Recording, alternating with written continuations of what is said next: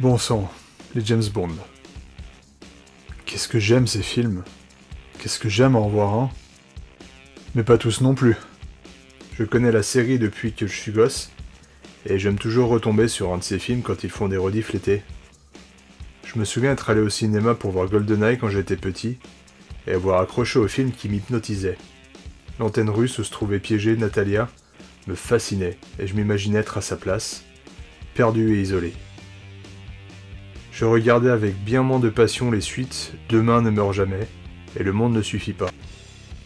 Et puis, en 2002, Meurt un autre jour arrivait à bout de souffle sur nos écrans, traversé de part en part par des dingueries scénaristiques à coucher dehors, mais je fermais allègrement les yeux et y revenais avec plaisir.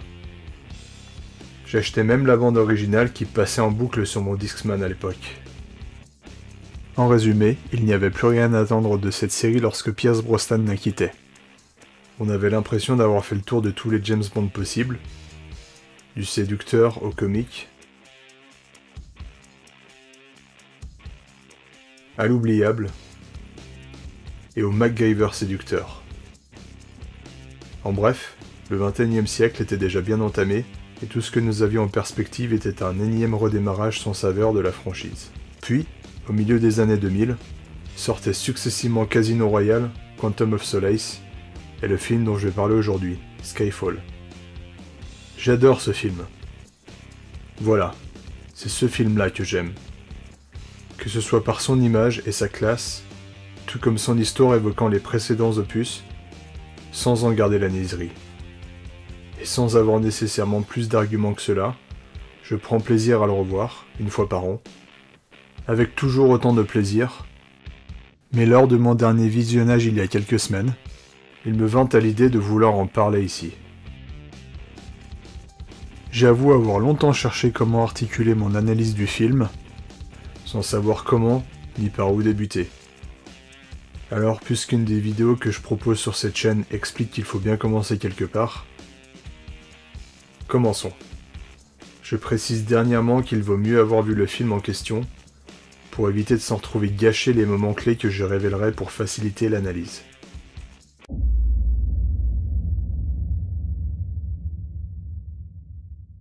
Skyfall s'inscrit dans la continuité d'une franchise renouvelée, avec Daniel Craig et sa première apparition dans Casino Royale en 2006. À cette époque, les producteurs Michael J. Wilson et Barbara Broccoli, et directeurs de casting avaient fait le choix d'un acteur ayant fait quelques apparitions cinématographiques, comme dans Munich en 2005 ou Tomb Raider en 2001, et dont le nom avait fait couler beaucoup d'encre lorsqu'il fut annoncé comme l'acteur qui allait incarner le nouveau James Bond. Un blond pour incarner l'espion légendaire ? Et pourquoi pas ? Alors que 20 à 50% des Britanniques sont blonds, aucun d'entre eux n'avait été jusque-là proposé pour jouer le rôle de James Bond. 15 ans plus tard, en 2022, il semble bien difficile de se détacher et de ne plus associer James Bond à Daniel Craig. Cela avait sans doute fait un effet similaire à l'époque à la fin de Sean Connery, ou même à la fin de Pierce Brosnan, apprécié même si personnellement j'estime que ces films sont des productions de leur époque. Des films d'action à budget et éventuellement, dans le meilleur des cas, des canevas tressés sur la page de leur contexte historique. Les scénaristes de ce film post-Pierce Brosnan et Martin Campbell, réalisateur, se trouvaient alors face à un dilemme. Soit poursuivre dans la trame des films qu'ils avaient réalisés depuis une cinquantaine d'années, dont les rouages devenaient rouillés, malgré le succès des films au box-office, ou alors prendre le parti de redonner un coup de jeune à cette franchise, quitte à prendre quelques risques scénaristiques. Ils penchèrent donc pour la seconde option, et décidèrent de donner davantage de profondeur à leurs protagonistes, dépeignant dès le début de Casino Royale, le premier film avec Craig, un James Bond venant d'obtenir le grade de 00 lors de la première scène. Ceux ne l'ayant pas vu devront avancer un peu la vidéo, je vais divulguer à partir de maintenant quelques moments clés du film. Dans Casino Royale, James Bond doit déjouer les plans du chiffre, banquier investissant dans des organisations terroristes. Bond arrive à déjouer ses plans, et le chiffre, qui a emprunté de l'argent à but de le réinvestir, cherche dès lors à compenser ses pertes. Pour ce faire, il organise une partie de poker aux enjeux faramineux qui poussera Bond et son ego dans leur retranchement, épaulé par Vesper Lynd qui sera son intelligente contrepartie féminine, avec qui il se liera, et ira même jusqu'à se livrer totalement à elle. Bond fera tomber le chiffre et remportera la partie de poker. Alors que le chiffre les capture, elle et lui, pour leur soutirer l'argent des gains, plus tard dans le film, Bond tombe également amoureux de Lind et décidera de mettre un terme à sa jeune carrière au MI6 pour partir en sa compagnie. Après un retournement de fin de film, nous apprendrons que Lind avait elle à son tour détourné les fonds pour son propre intérêt.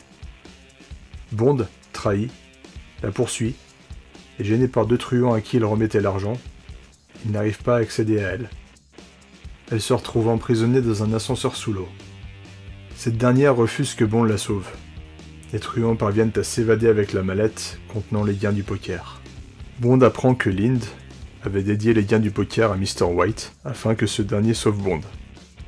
Bond, lui, se retrouve cependant incapable d'accepter la trahison et les effets du double jeu de Lind sur lui et, rempli d'amertume, il revient au M6, refusant du même coup de prendre du temps pour faire le deuil de celle qu'il a aimée.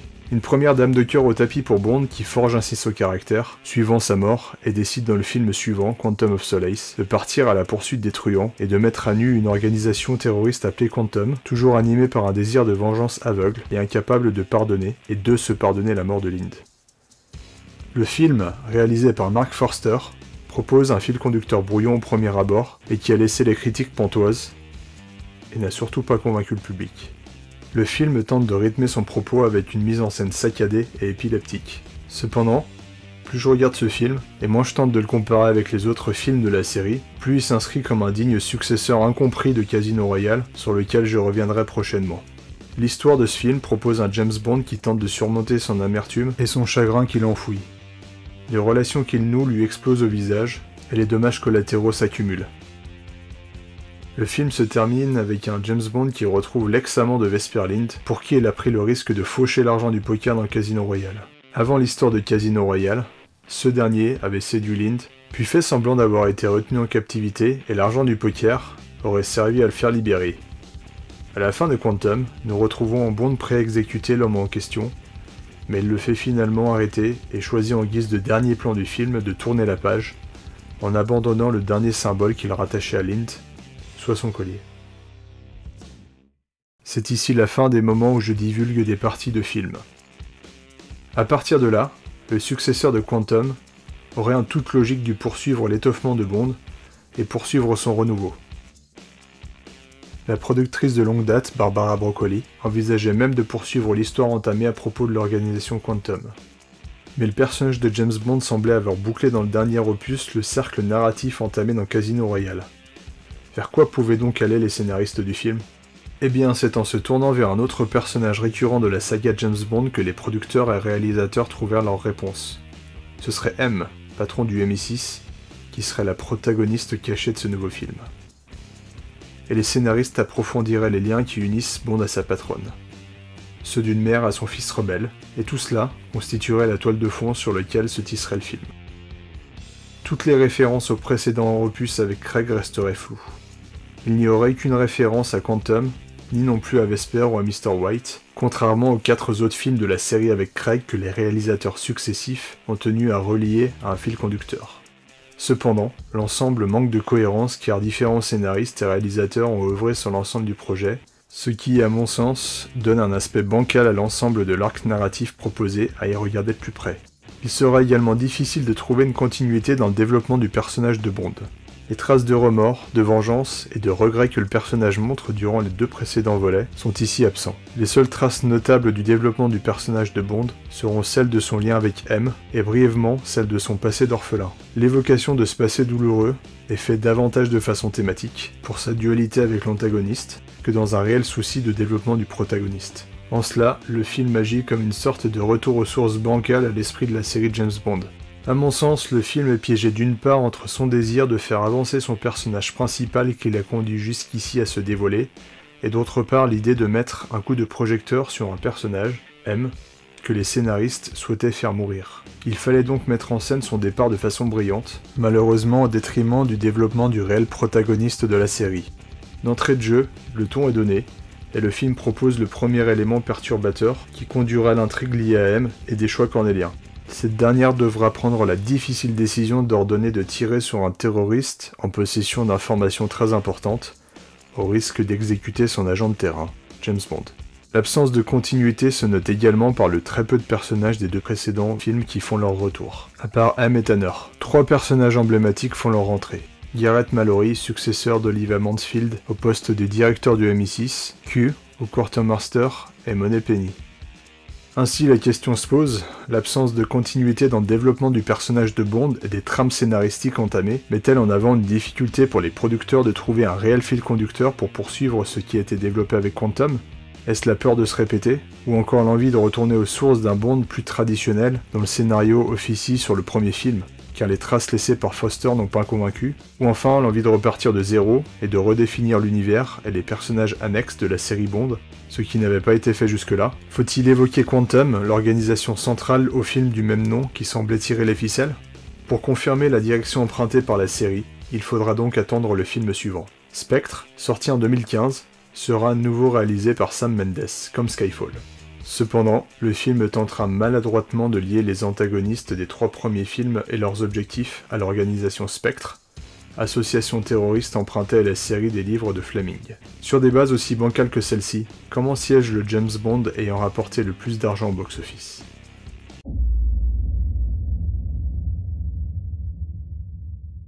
En novembre 2012, bien assis au fond de mon siège de cinéma, je me souviens avoir été scotché lorsque le dernier acte de Skyfall se préparait.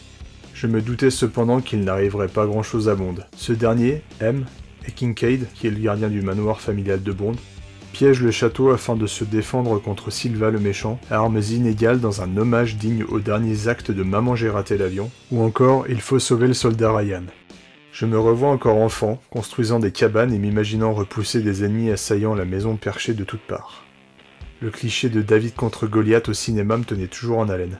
Dans Skyfall, si l'enjeu est bien plus limité que dans le soldat Ryan, c'est en partie le contraste entre le côté austère et spartiate du château et la menace posée par l'antagoniste qui contribue à tenir le spectateur en haleine, durant la scène d'action qui suit.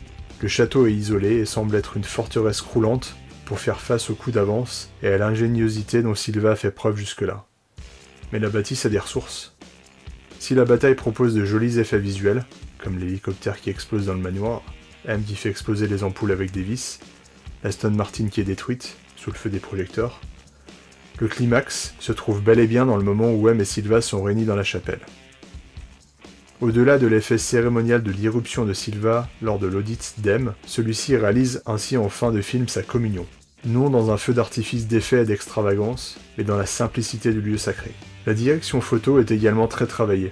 Certains plans sont de vrais tableaux dont la symbolique chromatique abonde, alternant entre divers tons de bleu, évoquant la profondeur, le calme, la sérénité, opposés aux tons de orange-rouge, évoquant la passion, le mouvement, l'émotion. Le rouge dont sont drapées les femmes, Moneypenny et Séverine, évoque le désir. Le film démarre dans ce qui s'apparente à un feu d'artifice d'action, que ce soit lors des scènes de poursuite en voiture, moto et train, puis son rythme ralentit durablement avec la balle qui frappe Bond. Dès lors, ce dernier, rattrapé par le temps, doit thématiquement composer avec le poids des années et de sa mission dont il partage la responsabilité de l'échec avec M, placé en retraite anticipée pour ses erreurs, mais qui garde son flegme britannique pour partir une fois seulement, sa mission accomplie, mais nous y reviendrons. Le film n'oublie également pas d'ébranler ce qui a constitué la symbolique de la série des Bonds jusqu'ici, à savoir l'explosion spectaculaire et inattendue du bastion qu'est l'imprenable MI6, pilier de l'espionnage britannique, détruit par un attentat terroriste. M, figure et pilier de longue date de la série, est attaquée. Elle est placée comme une minuscule personne derrière les cercueils avec les drapeaux dans une scène, les cercueils occupant une place importante au premier plan. Elle est mise à terre par le procès, et elle est enfin exécutée. Le tout, comme pour rappeler que cette nouvelle série prend une direction différente, comme le personnage, qui devra suivre cette direction, ou mourir, littéralement ou figurativement, mourant au box-office si la série de James Bond ne s'adapte pas en empruntant la nouvelle voie proposée par le film. Les contrastes entre la monumentale Londres, l'onirique Macao et la moderne Chine donnent au film un attrait visuel qui avait fait défaut dans le dernier film. Ici, les plans sont dépeints comme des tableaux immersifs.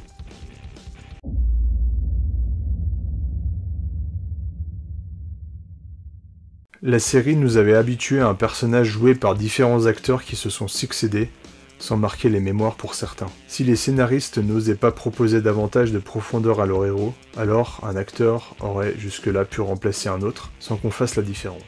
Ainsi, que faire d'un personnage jusque-là surentraîné, habile, sachant piloter des véhicules divers, courageux et sans peur, charmeur, tombeur et sans attache? Si jusqu'ici les émotions de Bond, centrales aux 2 films précédents comme des jalons de son parcours initiatique d'agent 00 et guidant le personnage dans ses choix, elles ne sont dans Skyfall plus au centre du développement scénaristique, rappelant l'archétype du James Bond d'antan, arrogant et à l'ego surdimensionné. Dans Skyfall, un James Bond défaillant est présenté dans le premier acte, comme s'il était la conséquence de son vieillissement. Parenthèse ouverte, une mise en abîme est faite entre la série James Bond et l'évolution du personnage, dont les services rendus sont remis en cause et portés en désuétude, notamment lorsque Q est proposé comme une sorte de genou arriviste qui sort des jupes de sa mère et a encore des boutons sur le visage qui portent le message que la guerre n'a non plus lieu sur le terrain, mais qu'elle est une guerre d'information dématérialisée symbolisée par le piratage et la divulgation de documents secrets, dans la lignée de Wikileaks. Bond se placera comme le garde-fou de cette révolution, mais on y reviendra. Parenthèse refermée. Ainsi, Bond cherche ici davantage à se placer comme l'atout pragmatique nécessaire face à cette guerre à distance. Le film aurait pu jouer sur son vieillissement et le mettre en scène, mais celui-ci ne sera utilisé que de façon thématique qu'à 2 reprises, soit lors de ses tests de réhabilitation, où il est à la peine, mais également lorsque Silva lui demande en toute connaissance de cause de tirer sur une cible mettant en danger de mort Séverine, la James Bond girl de ce film. Bond reprendra vite du poil de la bête dans le dernier acte, renaissant de ses cendres dans Skyfall, sa demeure de jeunesse. Son passé d'orphelin est évoqué à 2 reprises au début du film, par le Psy et M, sans être approfondi, si ce n'est brièvement par Silva qui les compare. Il est également évoqué par le duo Bond-M lors de leur trajet jusqu'à Skyfall, puis M et Kincaid pour appuyer le thème de la renaissance symbolique, et enfoncer le clou quant au renouveau de la série.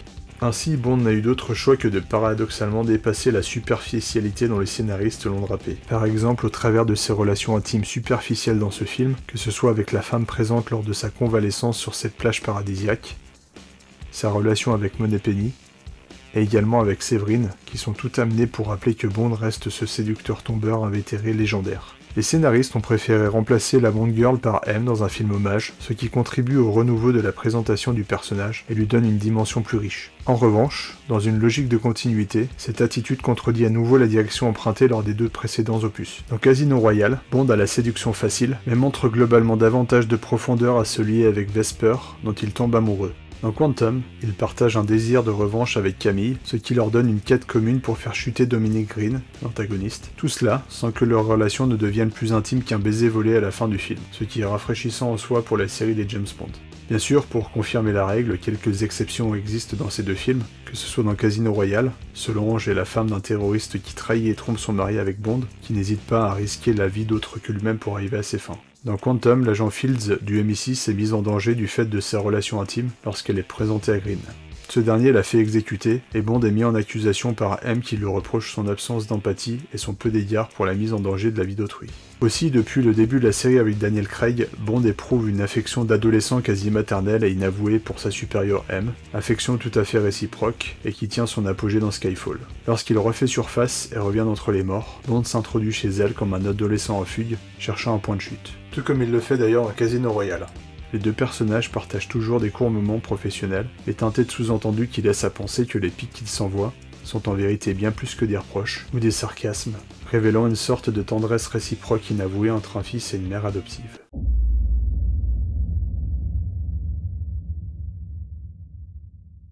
La relation parentale évoquée jusqu'ici prend sa source dans un triangle relationnel d'inspiration biblique entre M et Silva, qui n'est pas que réduit à être l'ennemi principal de Bond.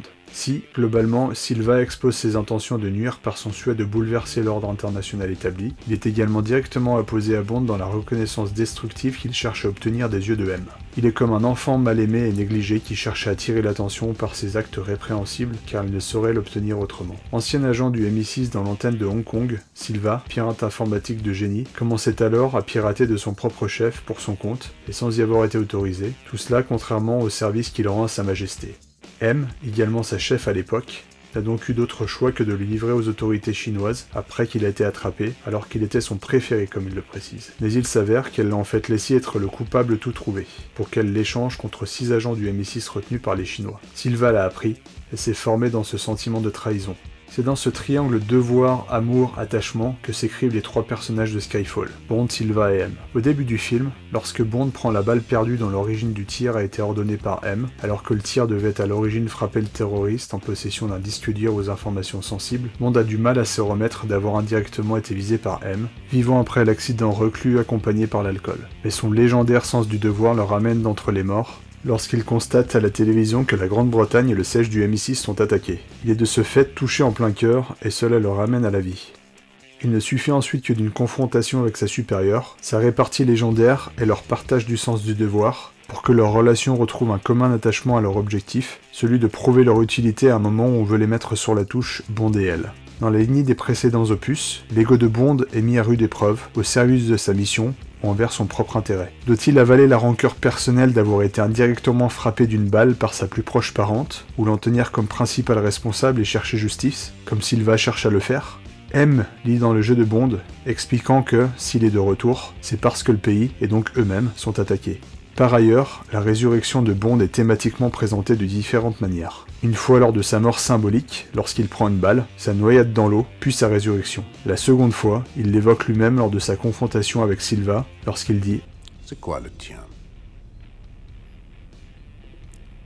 La résurrection. La troisième fois, ce retour à la vie est évoqué par Kincaid, qui explique que Bond enfant s'est caché dans un tunnel, sous terre, lors de la mort de ses parents, tel Lazare, et qu'il n'était plus le même homme lorsqu'il en est ressorti quelques jours plus tard. Skyfall propose symboliquement le thème de la perte de l'innocence, Skyfall qui veut littéralement dire tomber du ciel, mais également l'abandon de l'ego par le passage à l'âge adulte.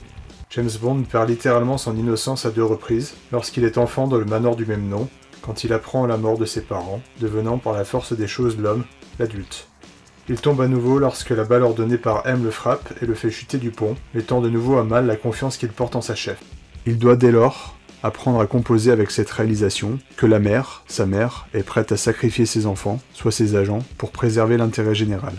Silva est présenté indirectement au travers des messages piratés qu'il laisse à M. Plus tard, le personnage est présenté par un plan fixe, le laissant grandir et arriver vers le spectateur au-dessus de l'épaule de Bond qu'il détient en otage. Il raconte l'histoire de 2 rats qui se retrouvent les 2 derniers survivants d'une cruelle expérience. Suite à cette anecdote, Silva expose ses motivations au grand jour dans la lignée des grands méchants de fiction, souhaitant mettre à mal l'ordre établi et déstabiliser le monde au gré de ses caprices. C'est également à cet instant que l'on comprend la portée des messages laissés à M. Silva, gardant une rancœur personnelle envers elle, il prépare son plan d'attaque afin d'attirer son attention pour se venger d'elle. Si le plan qu'il construit pour arriver à ses fins est à mon sens trop complexe et alambiqué pour être vraisemblable, sans qu'il soit aidé par l'écriture scénaristique, il en résulte néanmoins que Silva construit sa vie, animé par sa reconnaissance en tant qu'individu aux yeux de sa mère symbolique, lorsqu'il dit « Dites mon nom !» Cette reconnaissance du prénom agit comme celle d'une mère nommant son fils, ce qu'M refuse littéralement de faire. À ce moment-là, Silva est incapable de faire preuve de résilience, contrairement à Bond. Ces 2 personnages, qui sont des faces opposées d'une même pièce, sont présentés ainsi.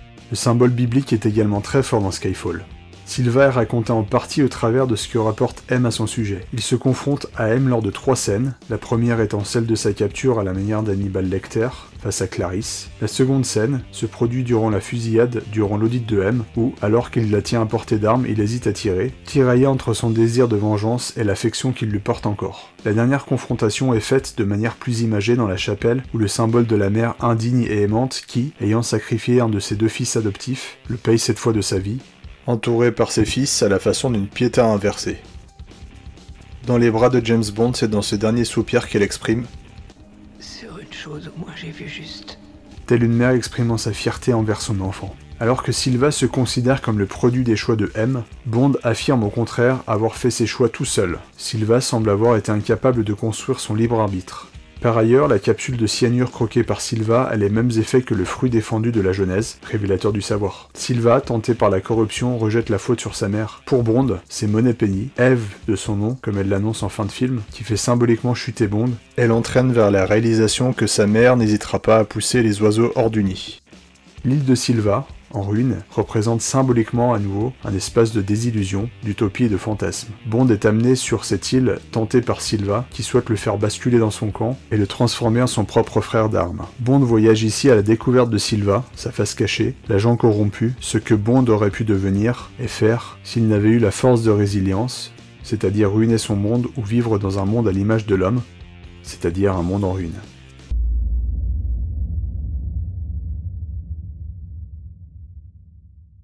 Le film met en scène 3 personnages cherchant une forme de rédemption et d'émancipation face aux erreurs passées dans un véritable tableau visuel. Voilà.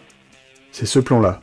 Voilà le plan qui me transporte et me fait voyager en Écosse, en même temps qu'il amène Bond et M à Skyfall. Ce plan-là représente visuellement une magnifique peinture de fuite dans tous les sens du terme, où les lignes de perspective fuient vers un horizon incertain, tout comme les personnages, Bond ne sachant pas ce qu'il attend à Skyfall, et M n'y ayant jamais mis les pieds. Par ailleurs, les 2 personnages sont littéralement en fuite professionnelle, comme le rappellent Q et M quelques scènes auparavant. Ce plan-là est magnifique, et c'est ce qui me fait revenir et voyager à chaque fois que je regarde ce film. Glencoe en Écosse est un endroit qui m'a toujours attiré. En témoigne le voyage que j'ai envie de faire pour aller voir tout ça de mes propres yeux. La lande sauvage de l'Écosse est mise en avant dans un magnifique plan large. Les protagonistes se rendent sur l'île de Silva en bateau dans une photographie au contraste saturé et évoquant la pureté d'un voyage paradisiaque dans tous les sens du terme. Le voyage vers Skyfall constitue une boucle et un retour vers les traumatismes enfouis de l'enfance de Bond qui s'en débarrassera littéralement en faisant exploser le foyer et en n'ayant d'autre choix que de le quitter et ressortir de la terre où il s'était réfugié en étant enfant. Tout cela comme un symbole de résurrection. M évoque la fuite juste avant de succomber. Je suppose qu'il est trop tard pour filer en vitesse. Telle une mère tentant d'échapper à ses obligations professionnelles pour filer à l'anglaise. Symboliquement, l'émancipation est aussi celle des attaches et de l'appartenance à une société qui tend à se moderniser. Dans Skyfall, la Grande-Bretagne et la série des Bonds sont remises en cause. Quelle est l'utilité d'un service, le MI6, qui met ses agents en danger alors que la guerre se déroule dorénavant par technologie interposée à la distance? Quelle est la pertinence de ce symbole britannique dans un monde en transition où la mondialisation prime? Il s'agit bel et bien de retrouver ses valeurs, celles d'une Grande-Bretagne combattante et qui sait s'adapter aux évolutions du monde sans céder ses valeurs, et ce qui a fait sa force jusqu'ici. En d'autres termes, le périple que suit Bond suit également ce thème durant Skyfall. À plusieurs reprises, on reproche à Bond et au MI6 leurs valeurs ancestrales, que ce soit Q au musée ou M durant son audit, alors que Silva a dû s'adapter. En effet, il est d'origine portugaise et travaille pour le compte de la Grande-Bretagne à Hong Kong avant son arrestation, et a dû s'adapter pour survivre après sa trahison. Il possède toutes les caractéristiques d'un nouveau monde qui va très vite, et est maître de sa technologie, et comme le souligne Kincaid, Les vieilles méthodes sont parfois les meilleures. Pour illustrer cela, Bond se débarrasse littéralement d'un véhicule gouvernemental moderne pour conduire une Aston Martin d'anthologie afin d'éviter d'être pisté par Silva. Si le recours au gadget est devenu désuet à l'époque d'une technologie basée sur la dématérialisation et la guerre de l'information à distance, Q n'oublie pas de rappeler à Bond que les accessoires qui lui sont donnés sont à la mesure de ce qu'il est probablement devenu, inefficace et obsolète. Le stylo qui explose de GoldenEye est moqué comme une relique exagérée du passé. Le siège éjectable, dont il parle à M, est également tourné en dérision. Bond propose d'éjecter M qui trouve la voiture sans confort. M et Bond font figure de valeureux piliers et sont véhicules de la valeur britannique face à un monde qui évolue pour le meilleur. En effet, Q est en mesure de traquer et de faire appréhender Silva pendant un moment, et cette technologie se retourne contre lui lorsqu'il se fait pirater à son tour par ce même Silva. À la fin, Q reprend le dessus et est en mesure de faire suivre Bond grâce à cette même technologie.